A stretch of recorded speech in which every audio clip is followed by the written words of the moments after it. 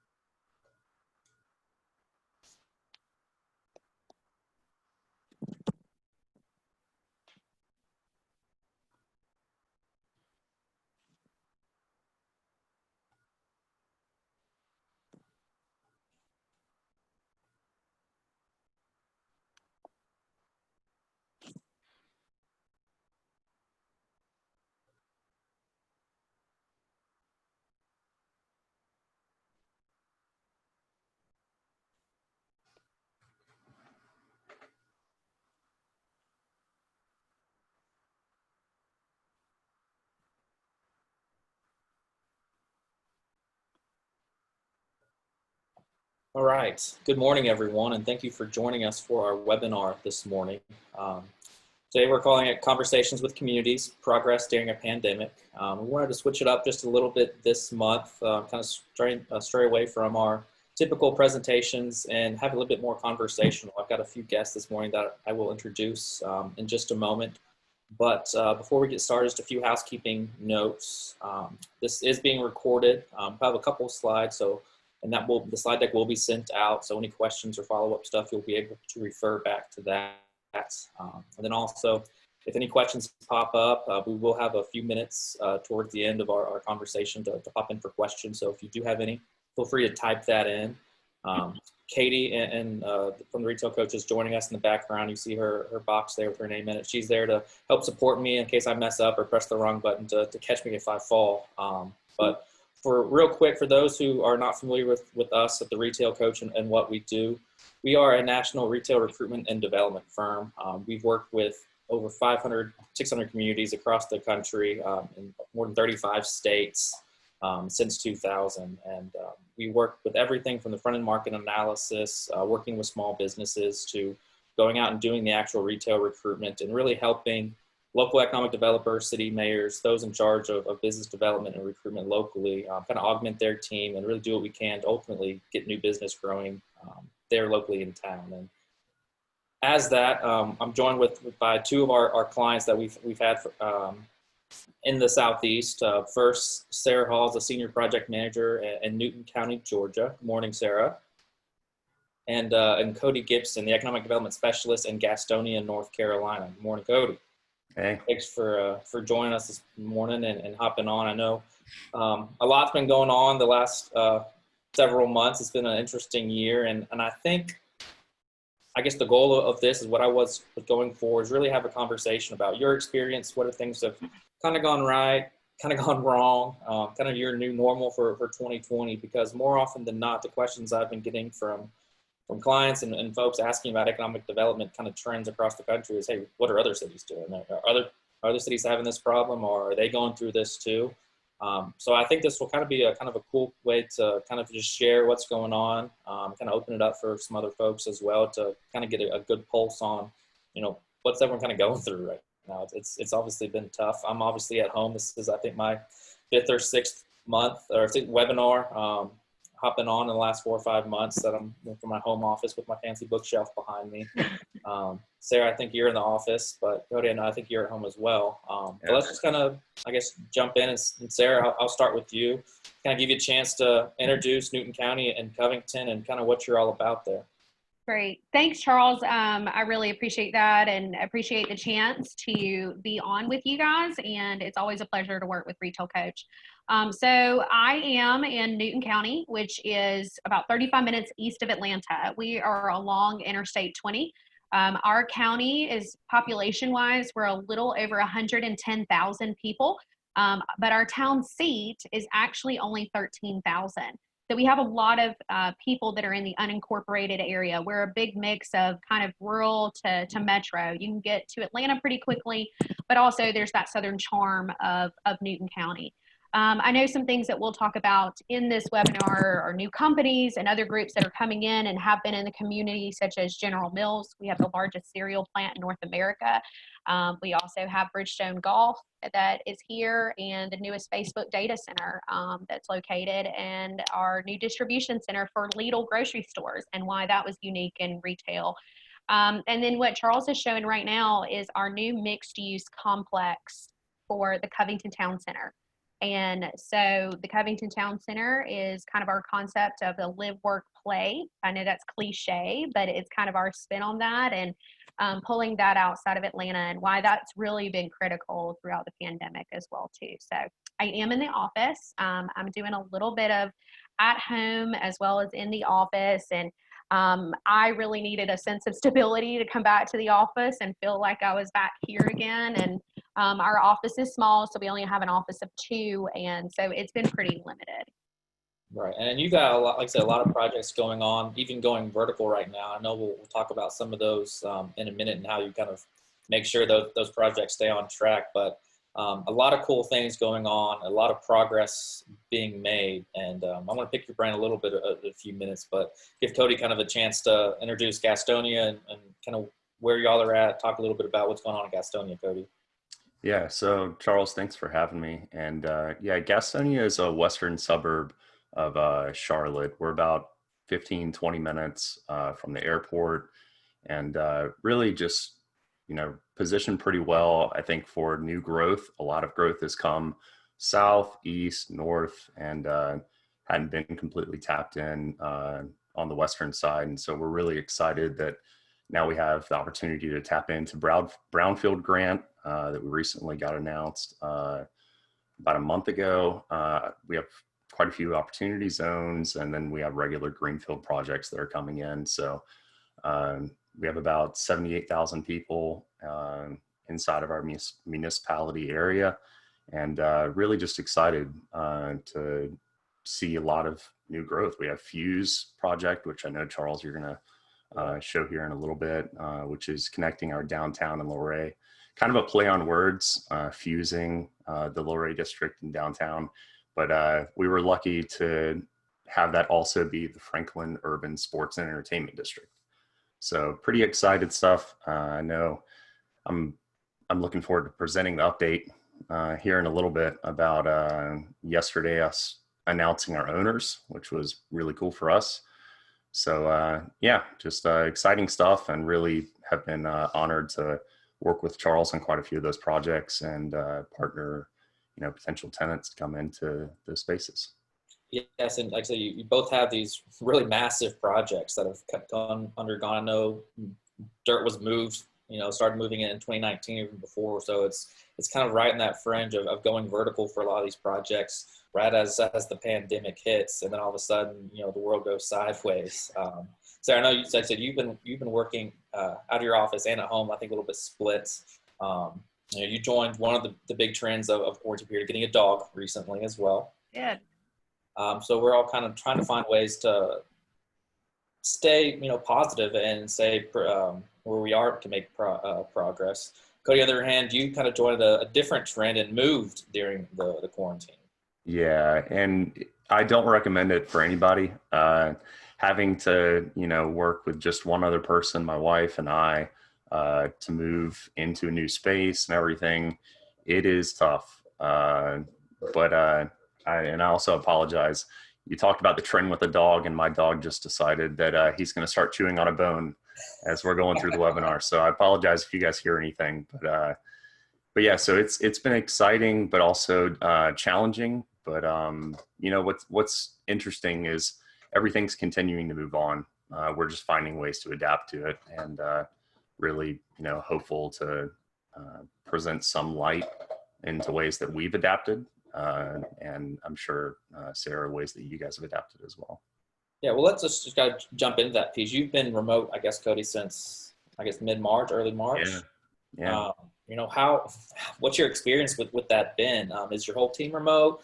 How's the city kind of operating right now, and how are you kind of fitting into that? Yeah, so I guess it's kind of case by case. We've seen some people working remote full time. Some people are going in 3 days a week, 4 days a week, and then working from home, 2 days a week. But it's kind of a case by case, and up to whoever you're talking to, really. I'm able to do the majority of my work at the house, so I don't have to go in if I don't need to. And I think that's kind of the approach that we've taken, is if you're able to do the work at your house, then feel free to do it. But Yeah, don't force yourself by going in, and definitely, trying to stay away from in-person meetings. That's been the toughest part. yeah, I think we love to meet with developers, to meet with other tenants downtown or whatever, and that's been the hardest, is to you go from 4 times a week having meetings person to person, to now everything's over Zoom. So yeah. And as I guess the reception with developers and local property owners has that been a good, I guess, experience working through Zoom and calls? You feel like you're still being able to kind of get the most out of them, because it's a little bit harder to read a facial expression through a screen and the body language than for sure. And a lot of those guys like to keep their real interests close to vest, as we all know. Yeah, that it's definitely posed a lot of challenges, but I think that a lot of people have been receptive of it, because we're all going through this together. It's something that I'm sure we have different circumstances as far as like project to project, but everybody's being impacted by this. It's kind of something that all of us are having to go through. Everybody's been very understanding, and it's one of those things. We're just all dealing with it. Yeah. Sarah, how are you kind of going about and trying to get in front of folks? I know with a lot of the stuff going on with Covington Town Center, that's a pretty high intense public-private partnership.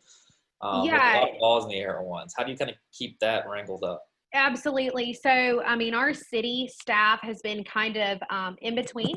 So, as even Cody mentioned, they're kind of working half in, half out of the office, which then can pose a big problem for permits. How do you do a plan review when you're not all together, and what does that look like? So, we have seen a slowdown, but I will say one of the hardest things for us, and even I sit in the office today, is, well, you're in the office, can't we meet? And that's been a challenge as well too. And so, trying to be creative of how we do that, and what that looks like has really been unique. Lots of phone calls. I've gotten back to the days of even snail mail, personalized letters and note cards, just to say, hey, thinking of you as a developer, anything I can give you, or invite you to a Zoom call. And now that you're at home, you love to get snail mail. So I'd encourage that for anybody as a kind of a note and a piece. If you can't drive by someone's office, send them a letter, send them a note, and kind of the old fashioned way of reminding people you're around.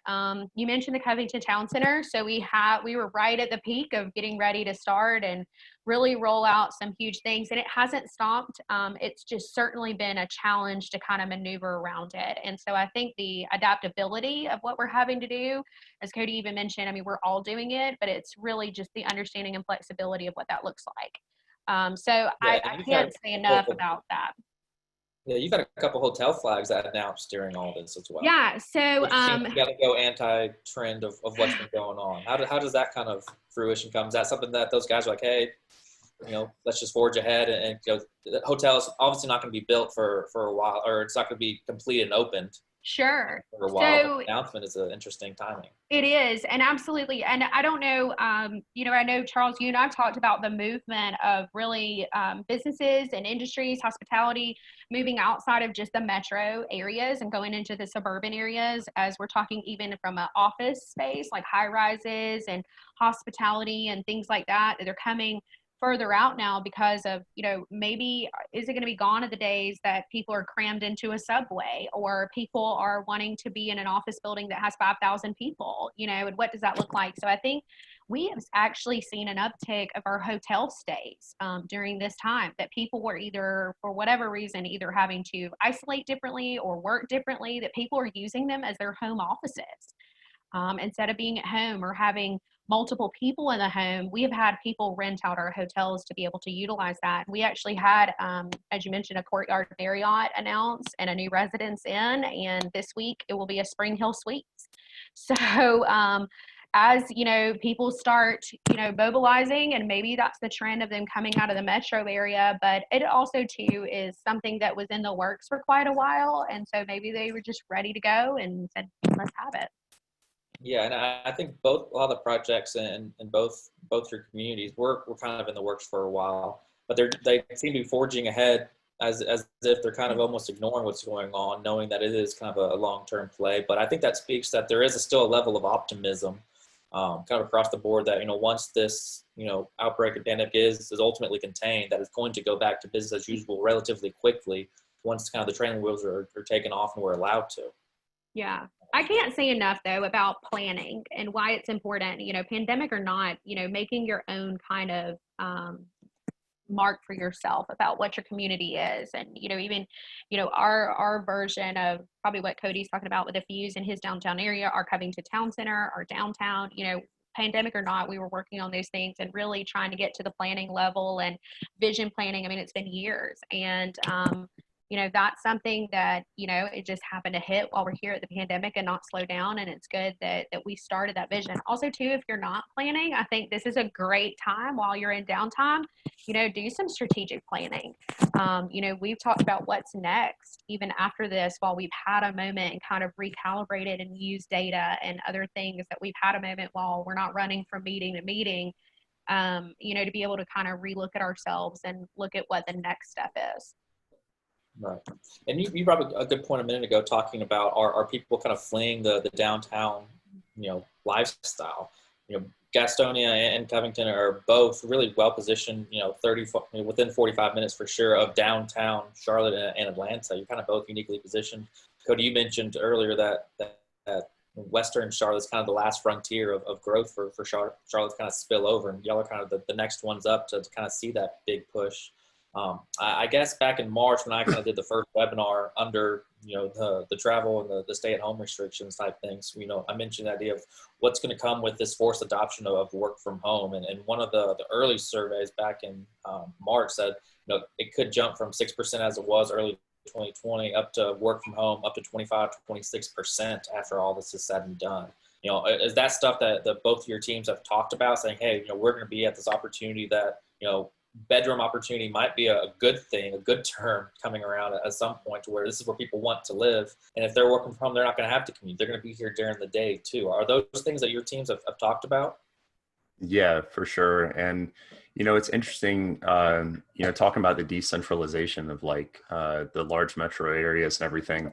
We've actually seen some of our projects, maybe not like large scale, like single family and regular residential, but we've seen multifamily that have actually kind of proposed, like Sarah was saying, with the whole live, work, play kind of mentality of things, trying to make it more livable, a single space. So rather than, you know, we have one project going in downtown, we were looking at like 110 units being, you know, spread out through 7 stories.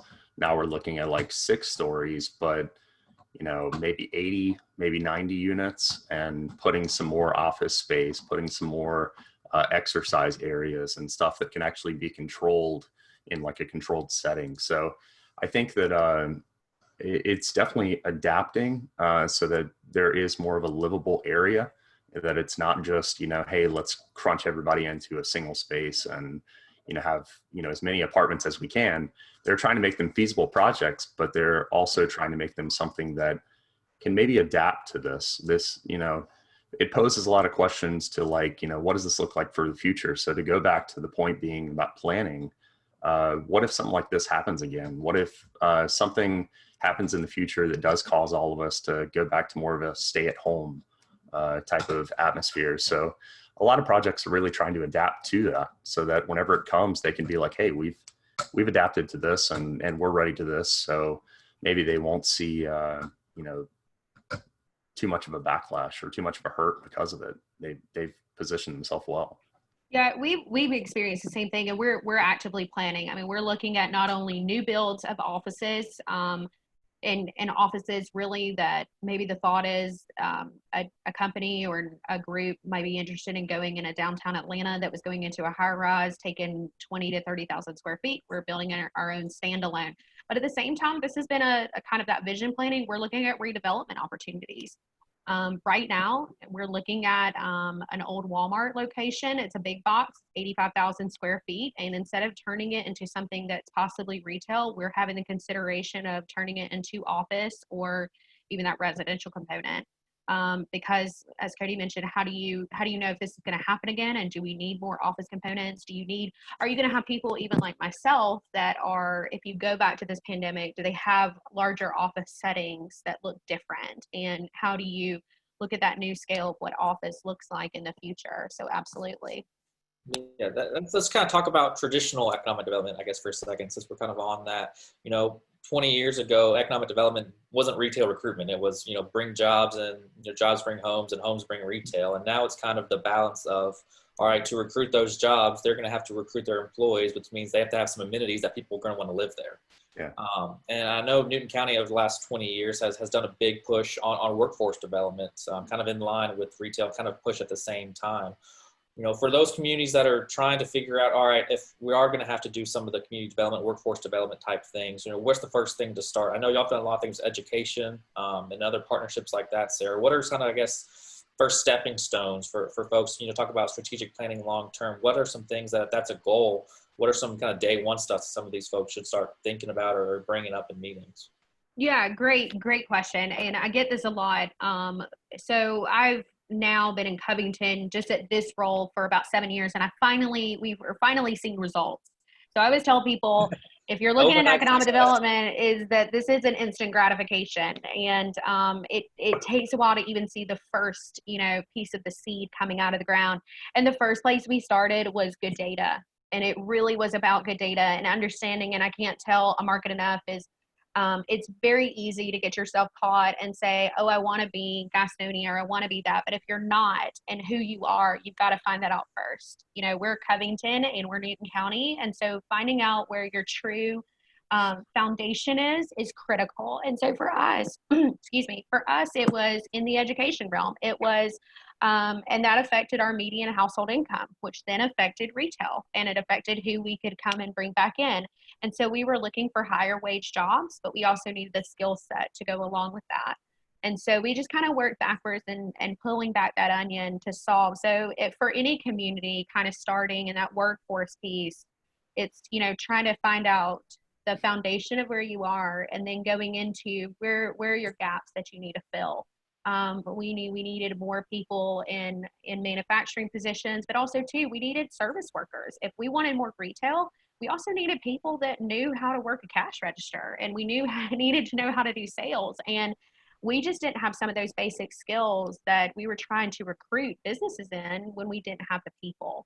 So I think it's all about, in a very boring sense, and you can get into analysis paralysis, but it's data and numbers is so critical and important, and really truly understanding that end goal of what you want is finding that foundation first. Yeah, and like I say, it's made tremendous progress in the last 20 years. It's kind of the crowning achievement with everything from a movie studio coming up, Facebook data center, a number of other industries. I know you mentioned General Mills, Bridgestone. It's kind of been a little epicenter of workforce development, which is a testament, I think, to the work your office there has done.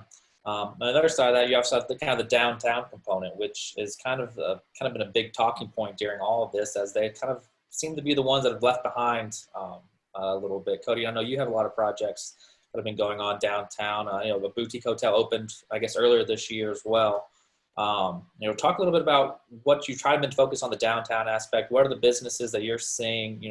What are the ones that have been successful, been doing well, and also what kind of resources are you trying to pull together to kind of help them where you can? Yeah, so we saw that there were quite a few vacant buildings just kind of sitting around, not being repurposed, not being redeveloped. And so it was more of a question of how do we start something? Like how do we incentivize people to go out there and get the ball moving? So obviously we wanted to do some sort of revolving loan for upfit. So we have that up to $50,000 that they can apply for. So, and then there was also, we did like a facade improvement grant, which they both seem so simple to do.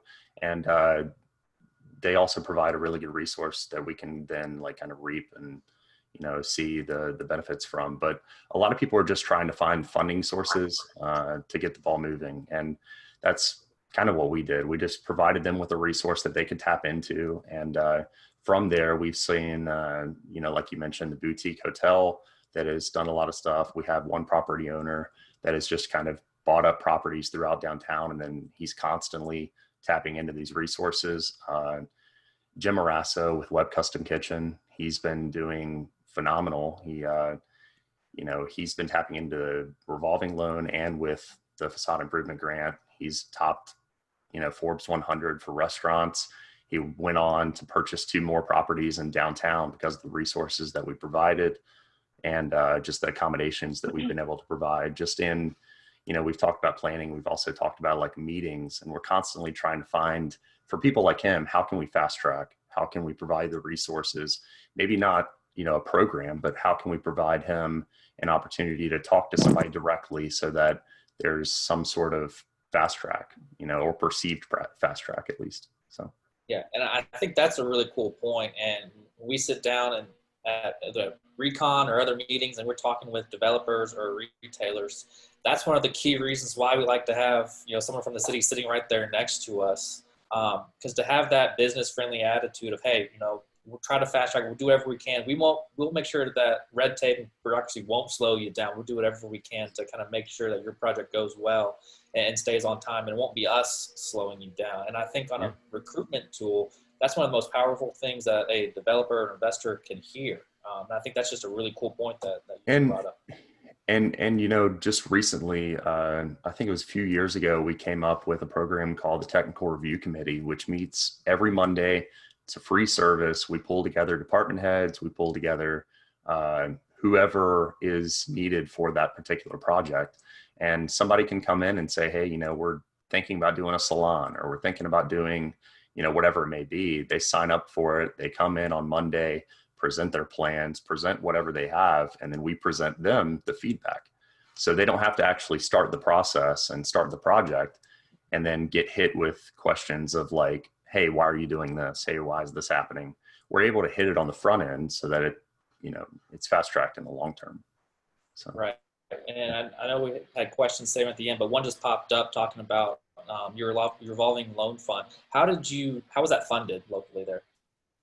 Yeah, so it's funded through General, I believe. And, you know, we just have like a below market rate that's provided by the city, and we administer it. So as part of the general fund that I guess had to go through council and go through full board. Everything has to go through approval. Yeah, we have. But I mean, that kind of shows a kind of a top to bottom full support for, hey, we're going to support business here. And I think, again, big signal for business is to say, hey, we support business from the council all the way down. We want you here. We'll do what it takes to do it.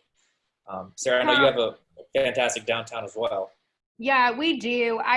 One thing I was going to say on Cody's aspect, if you have not done, I think it would be a great thing for anybody to do is understand where people are in your permit process. And what I mean by that is, are you a Sarah that's actually in office? Are you a Cody that's at home? You know, what's the best number to reach somebody? Because if a business is coming to look to you during the time of the pandemic, the last thing you want is them calling an office that's empty and then changing their mind and getting frustrated and not putting in a business. So we've actually sat down and kind of understood and said, okay, this is where my P&C team is, and it's okay if you call their cell phone. They're at home, or these are the times that they're going to be available, and really understood, or they're in the office on Tuesday and Thursday. So try to catch them on these time frames. We've also kind of made a pandemic, like if you will, like time chart on that. And so to kind of show and walk through, because again, it's not, you can't walk in City Hall these days. You can't walk in or even to my office right now and really ask that question and say, who do you go to? And so just as a piece to try to say we want business and how we do that and what that looks like, and understanding that new process and making it transparent for potential new businesses has been really critical for us in this process right now. And Charles, I wanted to clarify, you were asking about the funding for some of the programs. I said general fund, thought about it, and it's actually municipal service district. And so we have an additional tax district that's within the downtown that they pay for services that then can be used for those property owners. So that's, how we fund. Yeah, still a bit of discretionary, but it's through a certain channel. Correct. Yeah, correct.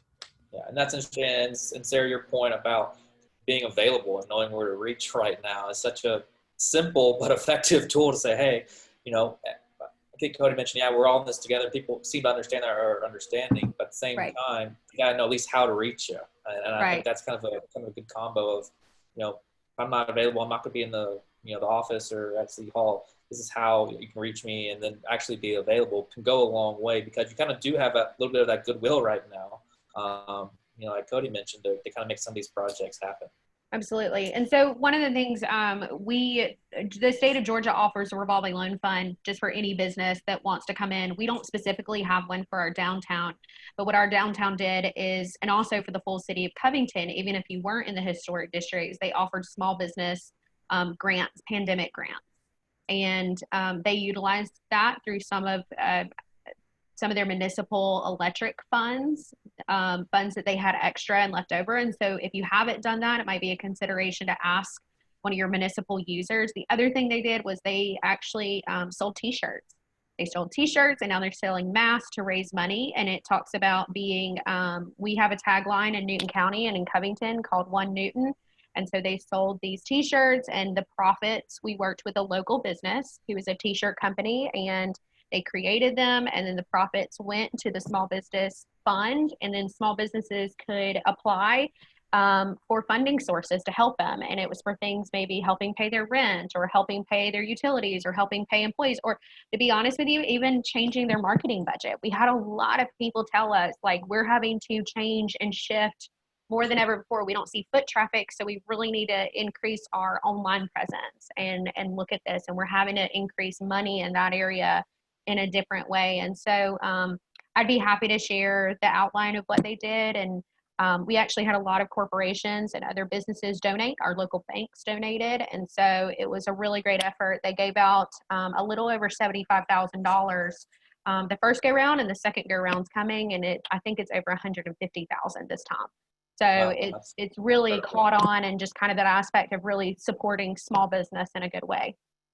Yeah, that's a lot of local funds going to good use. That's incredible. And actually was a really good segue. What I was trying to bring up, it's probably I interrupt you changing the slide on you, talking about the decrease in brick and mortar sales. Our CEO, Kelly Kofer, and I did a presentation for Mississippi Main Street, actually on Friday. This is one of the slides that we pulled up, talking about the decrease in brick and mortar stores and the increase in e-commerce percentage of sales overall. But I think ultimately what kind of gets lost in some of these e-commerce figures that we see, it's taking over, it's driving away physical stores, is how much of e-commerce is actually, buy online, pick up in store, or what they call click and collect. It's up 60% just in 2020 alone. And I think the takeaway that we see a lot is, yeah, they're online, but they're still going to a physical store.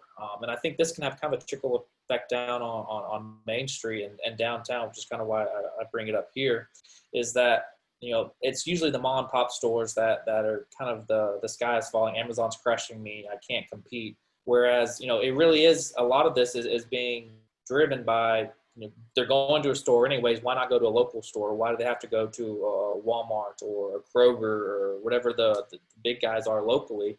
If they're going to drive locally, a lot of them live near downtown. There's neighborhoods around downtown. They're probably passing your downtown shop to do buy online, pick up in store. And it's getting to a thing of how do you switch your marketing or your operations. McKinsey and Company presented this, I guess, about 2 weeks ago, talking about some of the trends that are jumped up fastest, and curbside pickup has been a couple of the ones that have obviously shot to the top of what folks are doing for contactless pickup and things like that. But You see in the green box, buy online, pick up in store has had kind of one of the fastest adoptions, but also in the highest of, it's probably going to be here for the long run too. On a local perspective, talking just for downtowns, Sarah, I know you have a traditional square that I think is one way around. You have to go one way, almost like a big roundabout aspect. What's been going on? Like, are this something that you've seen being adopted? Is this something that you think can be adopted? Or, I mean, it seems to me this is an opportunity for local businesses to kind of compete, like the pros do, like Walmart does. It's something that can be implemented, but a lot of the time it is planning for downtowns. There's not a lot of space there, obviously. Parking is obviously a complaint that we hear more than anything. Is there ways that this can meet in the middle? Is there anything being done in Covington? Yeah, great. Absolutely. And as you mentioned, our square is a one way. And as always, I'm sure as many other downtowns have the problem is you never have enough parking, right?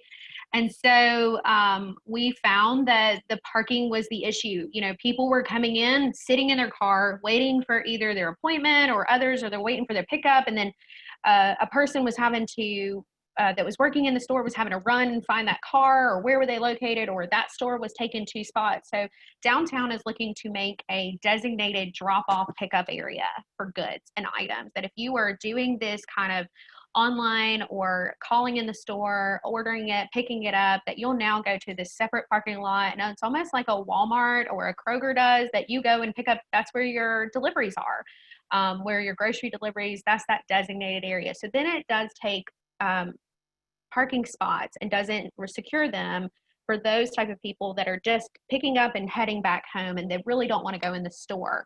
Now, Georgia, our governor has opened up Georgia, and so we are still practicing safe social distancing, 6 feet apart, mask wearing, all of those aspects here in Georgia. And so you do see a lot of people that are out, but there are still a lot of people that really want to come in and do the pickup offering. I'm one of them. And so, and I'm excited now because I know I am sitting over on the side and go into the lot is much easier than me rounding the square looking for a parking spot forever just to get one bag or two bags. And so pretty exciting that they're doing that. And I think it will really help the businesses as a whole to have that kind of specific lot in downtown.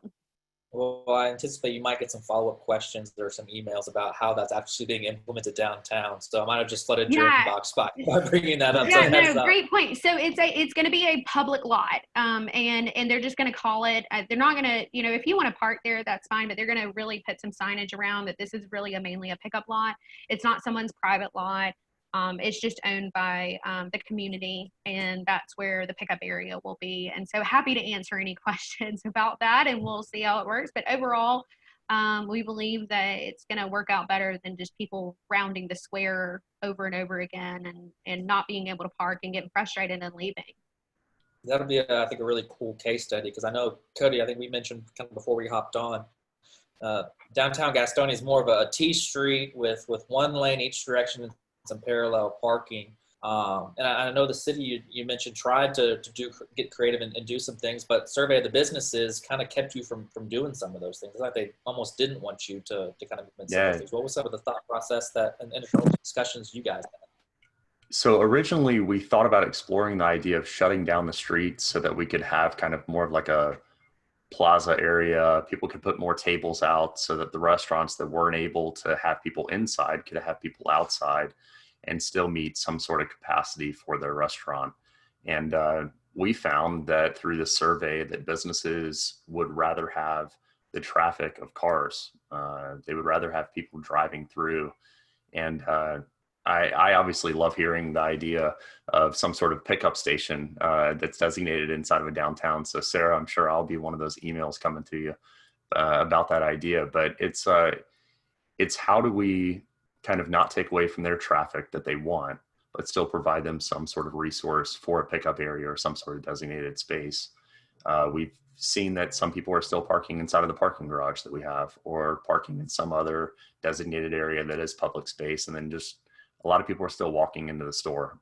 Not many people are doing a pickup station in the downtown area through the parallel spots.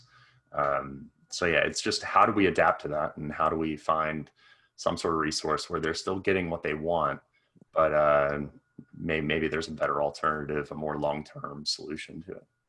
So. Right, and I think the takeaway is people still are wanting to figure out how to support local businesses right now. It's a desire that people want to do, and especially right now, there's a big public push of, hey, support these businesses because they are struggling the most right now. And just even surveying businesses, hey, we're trying to figure out a way to best serve you, even if it's, if we pivot A or B. I think that goes along with probably working with local businesses, I would imagine. And Charles, the other thing that I think we've seen at least is that a lot of people are wanting to actually support small businesses because of the traffic as well. Before they feel like going into a Walmart or going into a Target or some other large big box retailer, that there's the perceived notion of higher exposure or higher risk. Right. And so the smaller scale area, we've seen some people kind of market it as, we're safer. We're the mom and pop that's going to be cleaning up after you and taking care of this situation. So we've kind of got your back, and we're going through the struggles like you're going through. They're able to connect with them more on an emotional level. So it's interesting how these people are marketing it. Yeah, I would completely agree with Cody. We're seeing that more than ever, that people want to commit. One thing that we did do in a survey, and it's very interesting, in doing a survey, it's the realization of what the truth is, if you will. And a lot of our restaurants said one of the things that they're really missing is our catering orders. People aren't holding business meetings, so they're not getting catering orders at their businesses, which was something I would have never thought of. I'm usually buying catering orders for my office 3-4 times a week, and just my cut down in sales is a problem. And so we try to figure out, okay, how do we overcome that? What do we do? And so one of the things, and again, going back to the community, we know our public safety workers, our healthcare officials are working around the clock. And so one of the things that our chamber actually did was they set up a meal plan, and anybody could go. There was a designated restaurant, a small mom and pop, and they could buy a meal for a first responder, buy a meal for a public safety officer. And that restaurant then catered a meal and sent over box meals to them. So we did it for our local fire department, our police officers, we've done it for our hospital, but it gave them their revenue back in a big way. And it also supported the community to help our first responders that are working really hard. And so, that was something that might be a great idea, and a way to do that. If you're not holding a business meeting, maybe support a meal for someone else.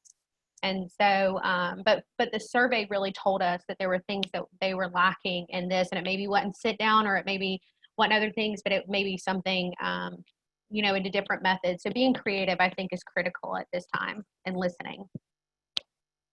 That's a really cool point. Another kind of cool program y'all have kind of implemented there that I'm sure might be implemented again, and probably get more questions about how to do that piece. But Cody, you kind of teed that up. I get to kind of give you kudos for teaming up for what I want to talk about as well, is kind of the desire to want to be local, and is local going to be the new destination, because people don't want to go for the bigger location, to go to the Walmarts, or even go hop on a plane and go somewhere. And that downtown might kind of be that kind of, I guess, what's in demand for them to maybe safely venture out, because something they can drive in a personal vehicle, the only thing people are really trusting right now. And then, not taking any more vacations, or they're going to stay locally. So I think these are two things that probably drive community development initiatives to make sure they maintain a priority as well, to make sure that there is this local spot that, as we learn to live with this, rather than just stay shelter in place, and kind of take that kind of intermediate phase of what can we do to keep sanity, or get outside and leave our homes for a moment while safely doing these things, is a key component of all that. And I just think that's a really cool point. With that in mind, I'll talk a little bit about overall foot traffic. And this is a survey that we've done, looking at the kind of the top shopping centers in both communities. I know Gastonia, this is one of the ones anchored by Walmart, Target, Lowe's, kind of right there at the main national and regional epicenter of the city. In Newton County, this is the shopping centers, which are a little bit more heavily geared towards their grocery store, mostly grocery store anchored shopping centers. But even with that little slight difference, we see this kind of a similar pattern in both communities. Really, every community that we've done this for is overall following the same foot traffic pattern. Whereas, late March, there's, it's kind of teetering off. And then sometimes we see that kind of panic buying, that one right there in late March in Covington, where it kind of goes up for a second, but then there's the big dip through late March and it starts crawling back up through April, and then the last 6 or 8 weeks really has kind of been up and down, almost kind of bouncing around as shutdowns have released and then re-shut down, then reopen and re-shut down, and spikes have gone up, and all the counts have gone up and down all over the place. It's interesting to see how reactive we are to shopping and how much shopping habits have changed. Is there anything noticeably going on with shopper habits that you've seen in your community, or what do you think is kind of the aspect that ultimately will get folks to feel comfortable, shopping normally again? Yeah, I mean, for us, and looking at this chart, it was very telling.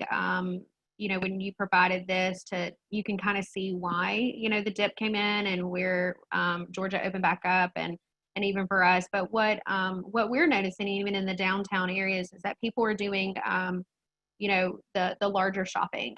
I'm one of those people. I usually would go to the grocery store maybe 2-3 times a week. I am now going to the grocery store as one big haul. And so I might be going once a week, just as Cody mentioned, kind of limit that exposure, if you will, to large groups. And so, instead of just running by the grocery store to grab food on the way home, it's different now. And so I think that that's been something that's very interesting for us, is that you're seeing people come out. I also think it's very telling, even in a retail sense. When I said that I pick up things from downtown, again, I might not be stopping on the way home. It might be a different kind of calculated effort to go, and what that looks like. Yeah, and I think to piggyback off that, Charles, you made a point earlier in conversation with us that I think still holds true, that a lot of people have kind of gotten away from the experience-based shopping. Most people, myself included, I would go into a place and I would just kind of want to feel out how everything was. And, I would get drawn towards one item or something, and then I would purchase whatever based off of either impulse or looking on with some sort of guidance. Whereas now my shopping is much more calculated. And I think everybody's kind of along that same line. They're going in there with a purpose, going in there with some sort of idea of, hey, this is what I need to get. If they haven't already done an online order and they're looking to pick it up. So I think that everything is a little bit less experience-based and it's more practicality. How do I get in there, have the least amount of exposure, grab what I need and get out? And like Sarah said, a lot of it's in one haul. So people are going, multiple places throughout the day. So they don't want to be there for hours at one store and just kind of checking out the different experiences. They want to get into the one store, get out as quick as they can so that they can then move on to the next one. And to be able to make all the shopping that they need to within a designated time. And I think the same goes true for even our businesses. I think also too, think about exposure for their employees. They're looking at it as, how can we get you in, get you what you need, give you great service, but then have you leave because the next person's got to come in. And that's been something that we've also heard a lot from our small businesses, is that they're the mom and pops, they might be the only person. So if they contract something or become a positive case, they might have to shut down for 14 days and there's no one else to work at this time. So I think that it's that concerted effort, and also to that leisurely shopping has significantly changed and changed direction, where it's more purpose-driven shopping. And I think that, there might be other leisurely components. We're seeing our trails, our parks, even our guided tours for tourism downtown be used more than ever. And so it might be they're coming to get that item, and the business has done really well on being online or putting out advertisements and saying, while you're walking our trail and just getting out being stir crazy, you're now able to, go into the store, buy something, and then go hit the trail back again and social distance or ride your bike. And so it's a very different aspect of leisurely versus purpose driven. And I think that some of the experience base now is knowing that, the quicker you can get in and out, the less that the group has to come back in and cover up and clean and do the things that they need to, because they're driven now on this cleanliness, and, the motive for them is kind of shifted. So the experience that you're getting is a clean experience as opposed to before you're getting, all this glitz and glamour. So. Yeah, and we're right at almost 50 minutes now, but we got a few questions rolled in, and one of them was kind of what I just mentioned, talking about community development projects. And is that something that's kind of been either reprioritized or been a focus on lately? And I think it's interesting, Mississippi State Extension Service came out with a really good article probably 2 or 3 weeks ago talking about how community development has kind of re-entered the forefront, that people are looking for that outdoor experience to go walk a trail or to do something because they can't do traditional shopping experiences. Has that been a priority for both of you? Yeah, 100%. And so again, people going stir crazy, ready to be out. We have tried as best we can. If you're not just lounging in our coffee shop or walking in our stores, go walk our trails, go see the historic areas of the community, go and visit the parks, and we've also offered driving tours. We've made things different. We've put things on videos or been able to offer tours in different aspects. Covington is very film heavy. We're the home of Vampire Diaries or In the Heat of the Night. And right now, Netflix just announced Sweet Magnolias. We're getting season 2. And so a lot of our businesses have even used some of those aspects and said, hey, this was filmed here, or let us give you a fun fact and then talk about other things. You see some of the vampire stuff behind me. And so, yeah, we've totally changed the direction of just saying, come to Covington and shop. It's more, come and experience a lot of other aspects and film and history and tourism that looks different. Right. And y'all have, sorry, Sarah, y'all have rail trails or just completed one or have one in the works? We do. So how was that funded? No, that's a big question. How'd you do it? Yeah, so we took an old rail line, our old Norfolk Southern line that was out of commission, and there's a nonprofit organization called Rails to Trails, and they just named it the Cricket Frog Trail. Cricket Frog is a native frog in Newton County, and it runs 15 miles, and it's going to connect 5 municipalities in Newton County alone. And again, raising funds, putting some of the things toward COVID, as they're raising funds while we're during the pandemic. To implement more of the trails, our city using SPLOST dollars. But again, it brought an awareness that I think people really maybe didn't stop and think about a trail. We were just so busy, and the pandemic's done some interesting things. It's made us stop and see our community in a different light. And so really looking at that in a new way and how the trail can be an asset in a much stronger way has really been important. Right. And Cody, I know Western North Carolina is pretty well known for its outdoors and things like that.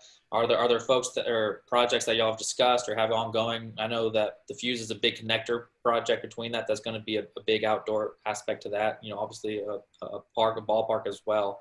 But I imagine that's probably part of your discussions as well, as how do we, provide that, something for that demand of being outdoor and entertainment aspect while social distancing. Yeah, and I think that's been a massive focus. Some of the projects that have once looked at kind of the cram everybody inside, they have a lot more outdoor activities that you can social distance.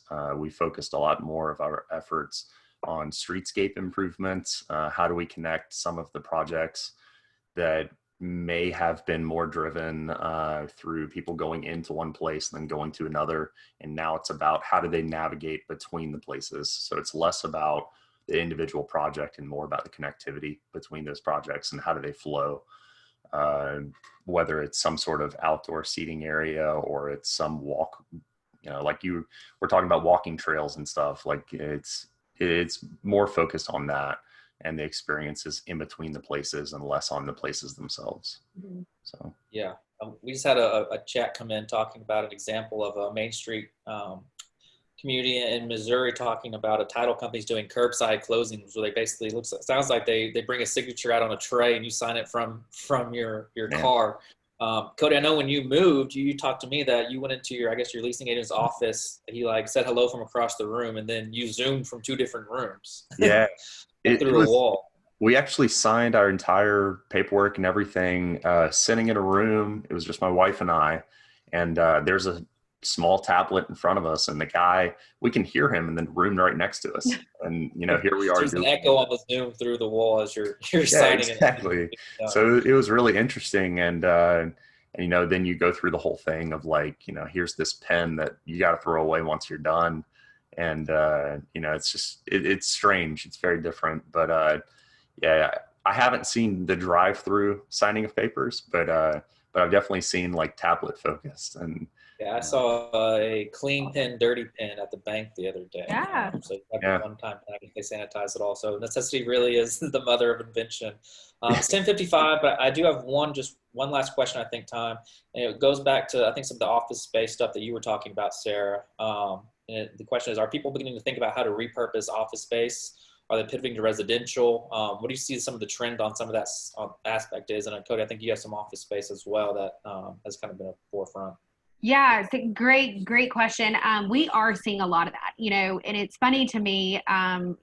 Everybody wanted to kind of have an open concept office space and get everybody together and huddle and mind think. And now, as Cody mentioned, what do we do if the pandemic comes back again and you have to get in your cubicles over again?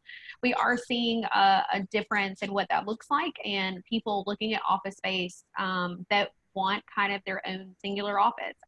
My office, I have my own room, and that's why we feel safe. And we're looking at new aspects. I have seen a lot recently of developers and other people wanting to take houses, abandoned buildings, even churches, and that have been abandoned and want to redevelop them as small office fronts instead of these combined office spaces and things. And so I absolutely think that you're going to see a lot of unique different ways, but also to these kind of singular office spaces. Might not be cubicles, but you might see just people having designated offices that look very different. And as Cody mentioned, maybe the days of you're sitting on the next room and you're still Zooming, but you've got that capability. I think there's a lot of ways you can get creative on how to do that. But I want to say stay tuned, and we're going to watch the trends in a big way. But I think downtowns, historic areas, dilapidated buildings are prime for creating new office trends. And if you aren't doing that and finding those sweet pockets, I would say that's the number one spot to hit right now. Yeah. And I think, we've talked about Fuse a few times, but you have this centralized, multi-use facility, and then you have this private development around it. And one of the pads was a old Coca-Cola plant. And so this, prime for development, looked super cool, architecture and everything. And originally he was looking to put primarily just open office space up on the second floor. And now he's trying to adapt it. And we've heard from him that he's looking at condo spaces. He's looking at trying to make it more of a livable area. And then within the condo, maybe put some sort of, open concept office for that individual user. So it's how do you, kind of adapt it so it's this live, work, play that, Sarah was talking about earlier. So it's how do you change that so it's something that, if something happens again, that you have it within your own area. You don't have to go out and find something else. But if you do have to go out, we have seen people already beginning to adapt their open office, floor plan to now they're putting up these, movable windows or some sort of glass paneling that can then separate it. So it's definitely strange, but they're trying to keep things open and open concept, but then just block it off with a window. So yeah. It's definitely interesting. Yeah. Guys, I appreciate it so much. We're right under an hour, so I'm going to call it quits right there. If any questions, weren't answered, we'll follow up with you guys for sure. But I do appreciate you, Sarah, and you, Cody, for hopping on. I think y'all are both really, really great examples of how to find ways to forge forward with progress, where that's on any phase of economic development that you both have your hands in quite a bit. So again, thanks for kind of sharing some of your experiences. That's kind of what I wanted to focus this day around, because projections, nobody has them right anymore. So I think we're going to stop projecting things for a while and talk about what we've seen actually work and ways to actually make progress during the pandemic. So thank you both for being on. If there's anything else, kind of parting words or things you want to mention before you leave.